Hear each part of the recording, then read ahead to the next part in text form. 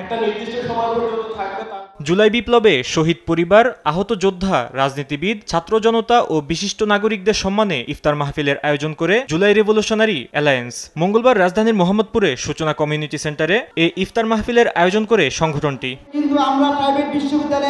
এতে অংশ নেন বিএনপির ভারপ্রাপ্ত চেয়ারম্যানের উপদেষ্টা মাহাদি আমিন, এনডিএমের চেয়ারম্যান ববি হাজ্জাজ, জামায়াতে ইসলামীর ঢাকা মহানগরী দক্ষিণের সেক্রেটারি ডক্টর শফিকুল ইসলাম মাসুদ, গণসংহতি আন্দোলনের প্রধান সমন্বয়ক জুনায়েদ সাকি, জাকপার সহসভাপতি রাশেদ প্রধান, রাজনৈতিক বিশ্লেষক ডাক্তার জাহেদুর রহমান সহ অনেকে।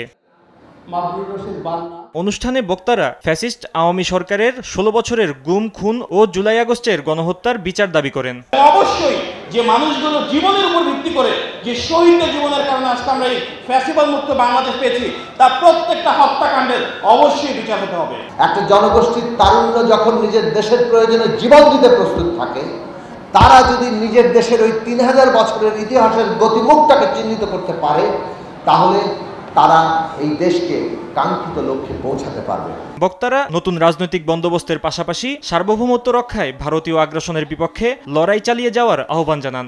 জাতীয় ঐক্য বিনির্মাণের ক্ষেত্রে আমরা ভারতীয় দালালদের যখন মোকাবেলা করেছি, আজকে নব্য দালাল হিসাবে যেই চিহ্নিত হবে তাকেও মোকাবেলা করার জন্য শহীদ পরিবার আহত যোদ্ধাদের সাথে আমরাও জীবন বাজি রাখার জন্য আপনাদের পাশে থাকব। বাংলাদেশের স্বাধীনতা এবং সার্বভৌমত্বের জন্য, সার্বভৌমত্বের প্রশ্নে মূল লড়াইটা ওই দিল্লি এবং ভারতের বিরুদ্ধে। জুলাই অভ্যুত্থানের সময়ের মতো ভবিষ্যতেও ঐক্য ধরে রাখার আহ্বান জানান রাজনীতিবিদরা। ফাহিম ইউসুফ, দেশ টিভি, ঢাকা। গত কিছুদিন আগে আমাদের